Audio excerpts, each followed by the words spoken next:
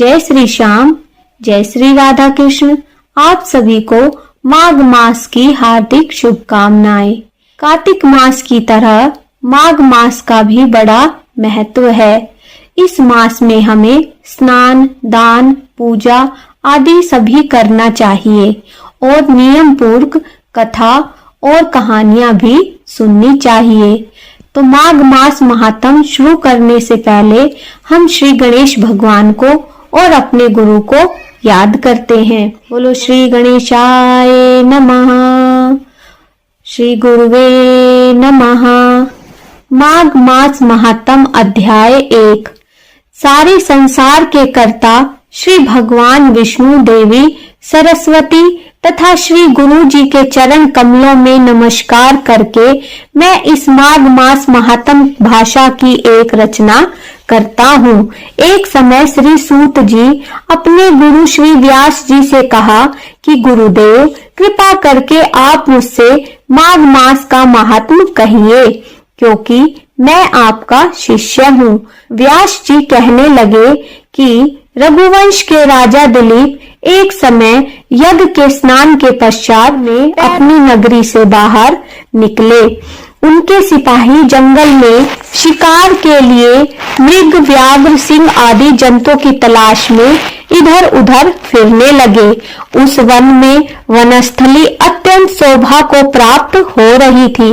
One में कहीं वृक्षों पर मोर नाच रहे थे, तो कहीं मृगों के झुंड फिर रहे थे, कहीं गीदड़ अपना भयंकर शब्द कर रहे थे, कहीं गैंडों का समूह हाथियों के समान फिर रहा था, कहीं वृक्षों के कोटरों में बैठे हुए उल्लू अपना भयानक शब्द कर रहे थे, कहीं सींगों के पद चिन्हों के साथ घायल मृगों के रक्त से भूमि लाल हो रही थी, कहीं दूध से भरी थनों वाली सुंदर भैंसें फिर रही थी, कहीं पर सुगंधित पुष्प, हरी भरी लताएं वन की शोभा को बढ़ा रही थी, कहीं बड़े बड़े पेड़ खड़े थे, तो कहीं पर उन पेड़ों पर बड़े बड़े अजगर और उनकी कैचलियां भी पड़ी हुई थी। उसी समय राजा के सिपाहियों के बाजों की आवाज सुनकर एक मृग वन में से निकलकर भागने लगा और बड़ी बड़ी चौकड़ियां भरता हुआ आगे बढ़ा। राजा ने उसका पीछा किया और अपना घोड़ा दौड़ाया, परंतु मृग पूरी शक्ति से भागने लगा।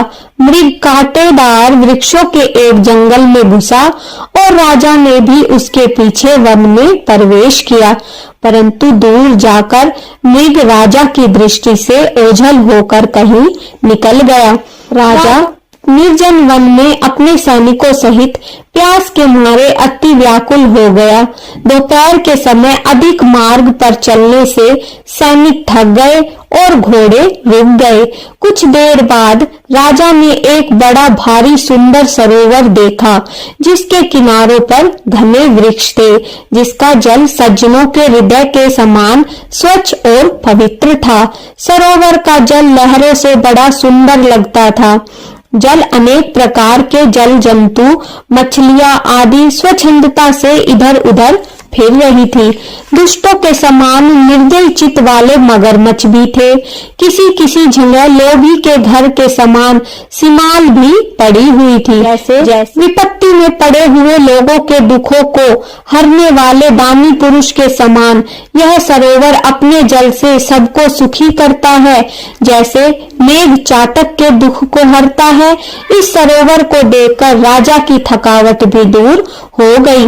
रात्रि को राजा ने वहीं विश्राम किया और सैनिक पहरा देने लगे और चारों तरफ फैल गए। राजा के अंतिम समय में सूकरों के एक झुंड ने आकर सरोवर में पानी पिया और कमल के झुंड के पास आया। तब शिकारियों ने सावधान होकर शुक्रों पर आक्रमण किया और उनको मारकर पृथ्वी पर गिरा दिया। उस समय सब शिकारी कोलाहल करते हुए बड़ी प्रसन्नता के साथ राजा के पास गए और राजा प्रभात हुआ देखकर उनके साथ ही अपनी नगरी की तरफ चल पड़ा। राजा ने रास्ते में एक तपस्वी को देखा जिसका शरीर तपस्या और नियमों के कारण बिल्कुल सूख गया था, जो मृगछाला और वकल पहने हुए था और नख, रोम और केश धारण किए था।